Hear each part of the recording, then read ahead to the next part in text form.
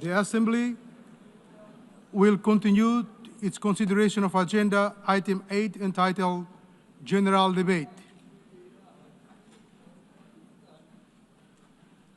The Assembly will hear an address by His Excellency Benjamin Netanyahu, Prime Minister of the State of Israel. I request protocol to escort His Excellency and invite him to address the Assembly.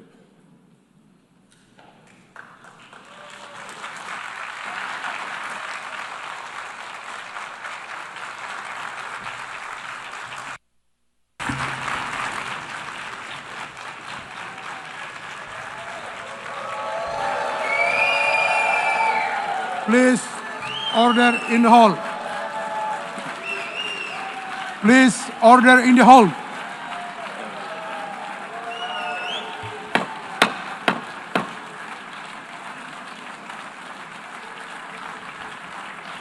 Please, order in the hall.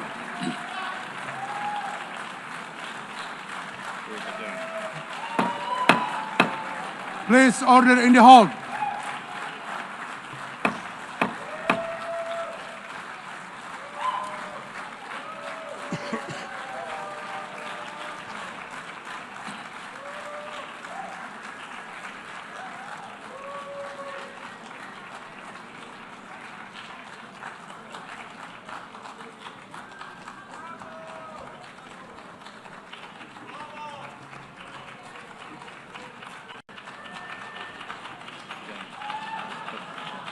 Please, order in the hall, and please be seated.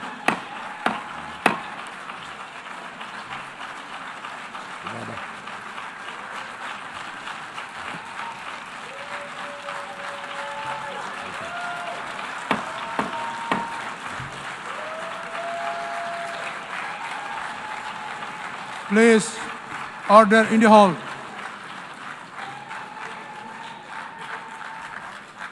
Excellencies, the plight of the Palestinian people is one of the most heart-wrenching tragedies of our times. This prolonged injustice is a stain on the global conscience and our collective moral failure. For nearly 80 years, the Palestinians have courageously endured Israel's brutal occupation of their homeland in the West Bank. Each passing day brings new brutality, illegal settlers who terrorize and kill with impunity, and nobody can challenge them and question them. And in Gaza, Israel's genocidal onslaught has unleashed unspeakable terror upon women and children in a manner we have not witnessed in annals of history. In blind pursuit of its nefarious goals, the Israeli leadership has unleashed a shameful campaign against the innocent Palestinians, which history will always remember as one of its darkest chapters. But speak we must, Madam President, we must speak, and speak loud and clear. Our words are too little, too late for Hind Rajab, a child, nay, a little baby. We have all heard her trembling voice on that phone call, which little Hind made as she struggled to stay alive under Israeli onslaught and atrocities. Can you imagine that little girl, Hind Rajab, as if she was our daughter? Can you imagine not having the compassion to spare her life? My agony and the agony of the entire Muslim Ummah, indeed, I think, the agony of all the nations on the planet is that we failed Hind Rajab, and she will not forgive us in this world and the world hereafter. As they say, ladies and gentlemen, the smallest coffins are the heaviest to carry. I, for one, would know, for I too carried the tiny coffin of a 7-year-old Irtaza Abbas during the recent confrontation with India. He was only 6 years old. Therefore, we cannot and we must not fail these children of Gaza or any child anywhere in the world. We must find a path to a ceasefire now and just now. Pakistan firmly supports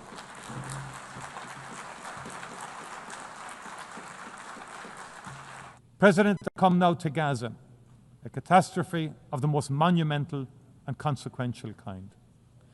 It is not possible to describe the scale of the physical and psychological suffering endured by the Palestinian people for 2 long and brutal years. Ireland stands in full solidarity with them. We acknowledge those who have worked in the most unimaginably difficult circumstances to preserve and sustain life, to treat the injured, to prevent the displacement and destruction of a people and their rich and irreplaceable cultural heritage. At the heart of this vital effort have been UN agencies and workers, most especially UNRWA. And we remember those among them who have lost their lives. And we pay tribute to the extraordinary bravery of the medics. We honour the journalists who have worked tirelessly and without regard to their own safety to ensure that nobody can ever say, "We did not know." What is happening in Gaza cannot be justified or defended. It is an affront to human dignity and decency. It is an abandonment of all norms, all international rules and law.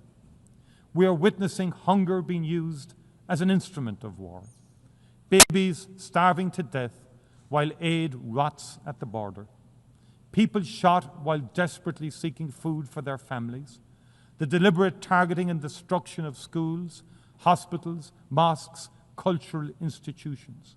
The killing of doctors, aid workers, journalists. Dislocation and displacement over and over. We are all witnesses to the immense wrath of one of the world's most modern and best equipped armies brought to bear on a trapped and defenseless civilian population.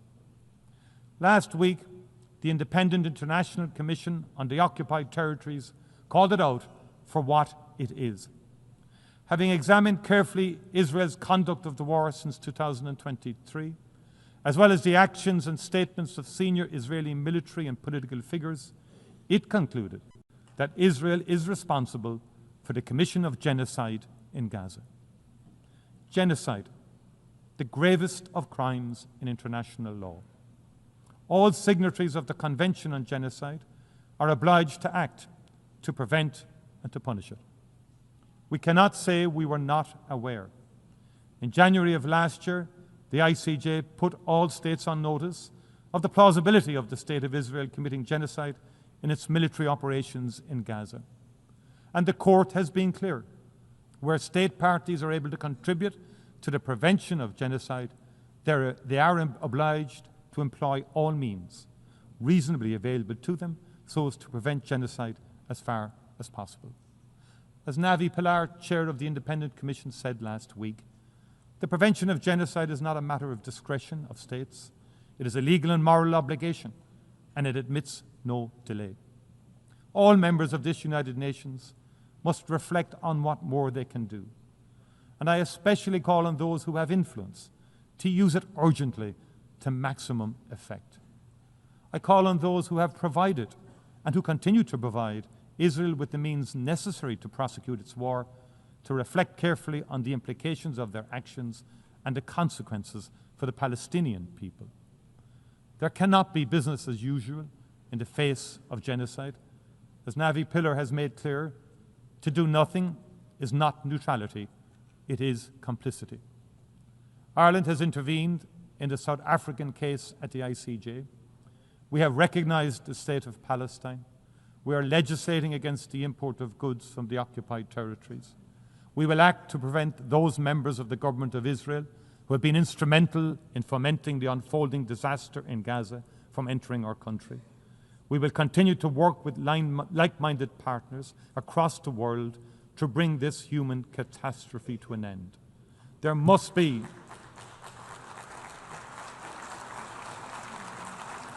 that for 500 days 260,000 people, virtually the population of my country. 260,000 people have been trapped in the Sudanese city of El Fasher. The article reported that while political progress stalls, those who attempt to escape are killed, and those who remain inside are starved. The world must not ignore the horror in Sudan. And of course, I don't need to remind you that it must not ignore the horror in Gaza. The genocidal destruction taking place in both places must now have our full attention. And as it relates to Gaza, yes, there must be a release of the hostages taken on October 7th.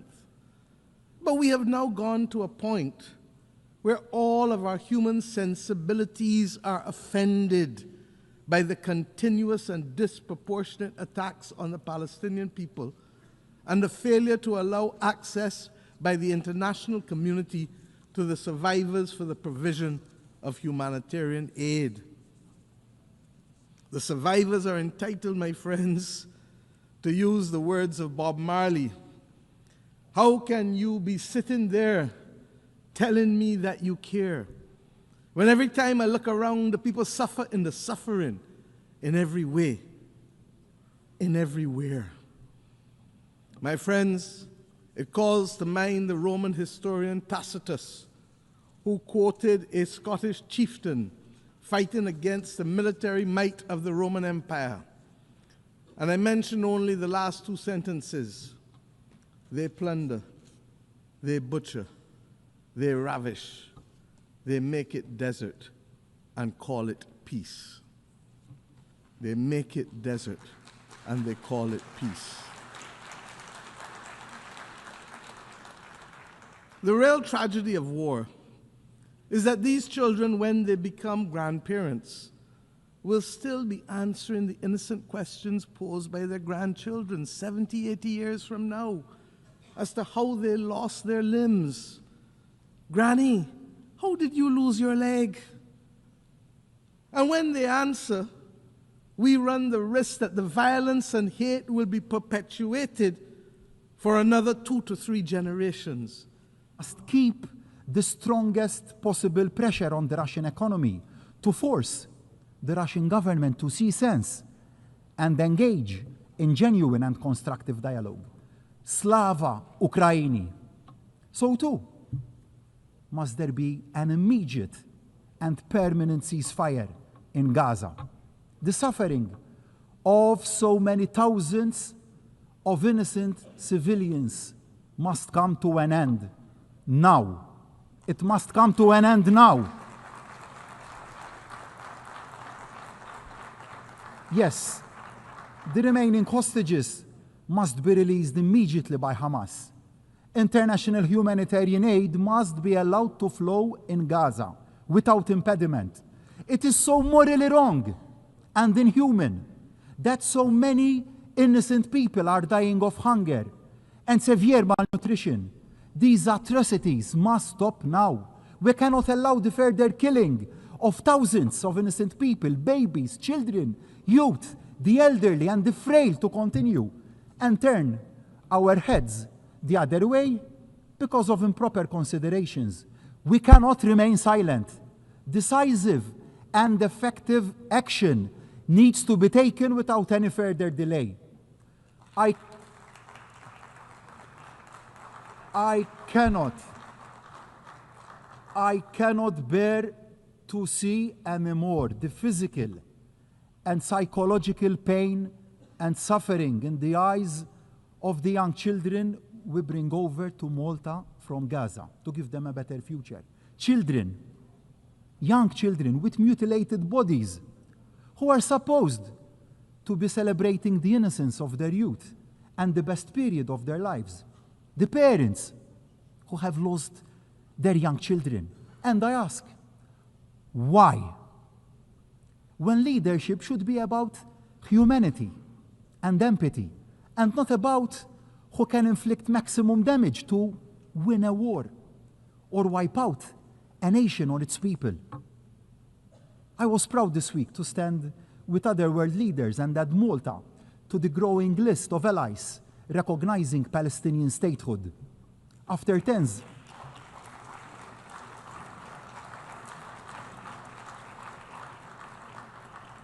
tens of years of discussion in Malta, we took decisive action and did the right thing to do. I owe this to Ibrahim, a 15-year-old icon of the resilience and strength of the Palestinian people. Ibrahim is now receiving the best medical care and prosthetics in Malta after having both his legs blown off and severely injured by a missile fired from a drone in Gaza. His friends were killed in the same accident. These are the daily realities in Gaza, and we have to stand up and be counted. Not doing so would mean that we are complicit in what is happening. Greece has, from the very first day after the heinous attacks of October 7th, 2023, advocated for Israel's right to defend itself against a terrorist organization that rejects Israel's right to exist. We have called for the immediate release of all hostages and a comprehensive ceasefire. But we have, at the same time, made it very clear that no military targets, no matter how valuable they are, can justify the death of thousands of children, the forced displacement of over 1 million Palestinians within the Gaza Strip, and the humanitarian suffering of the Palestinian people. Greece maintains a strategic partnership with Israel, but this does not prevent us from speaking openly and frankly. The continuation of this course of action will ultimately harm Israel's own interests, leading to an erosion of international support. And I tell my Israeli friends that they risk alienating all the remaining allies if they persist on a path that is shattering the potential of a two-state solution. Greece will continue to advocate for a two-state solution which envisions the creation of a sovereign, democratic, and viable state of Palestine, building its future in peace and security alongside the state of Israel. But we should be lucid about the roadmap towards achieving this elusive goal. Israel's action in the West Bank risks creating irreversible situations on the ground. And at present, the most necessary is to stop the unnecessary killing and ensure a large-scale and sustainable delivery of humanitarian aid to Gaza. Greece remains committed to working with all our partners towards a roadmap that will achieve that goal, and that will revive the peace process, that will offer hope to a region which has suffered so much. Your Excellencies, the raging genocide and neocolonial oppression being committed against the Palestinian people in Gaza and the West Bank before our very eyes on global television and are continuing affronts to the elemental rights of the Palestinians, to civilized conduct, and to international law. How can one state, a member of this august body, act with such impunity against defenseless men, women, and children? Surely, the hottest part of hell is reserved for those perpetrators of genocide and those who are complicit in it. Over 200 years ago, the British committed large-scale genocide against the indigenous people of my country. And we are still suffering, enduring the historical legacies of underdevelopment therefrom. Similarly, the genocidal enslavement of African bodies in our Caribbean, in our hemisphere. It will take centuries for the pain, suffering, and legacies of the current genocide of the Palestinians to be repaired. We in the Caribbean are today demanding justly reparations for native genocide and the enslavement of African bodies, which occurred centuries ago. This tragedy, this madness that has been unfolding unabated in Palestine must stop. I must warn extreme nationalism, geopolitics that thrive on suffering of others, and indifference to human pain are destroying the progress humanity has built through decades of struggle. Nowhere is this tragedy more visible than in Gaza. Children are dying of hunger, civilians are being killed without distinction. Entire neighborhoods, including hospitals and schools, are being wiped from the map. We do agree with the UN Independent International Inquiry Commission that we are witnessing a genocide happening live. Unfortunately, on behalf of the humanity, we are not doing enough to stop it. If this continues, neither future generations nor history will forgive us. On behalf of the people of Bangladesh and of conscientious citizens across the world, I once again make a strong appeal. The two-state solution must be implemented now through the establishment of an independent state of Palestine with East Jerusalem as its capital. Only on the basis of the pre-1967 borders, with Israel and Palestine living side by side in peace, can justice be done.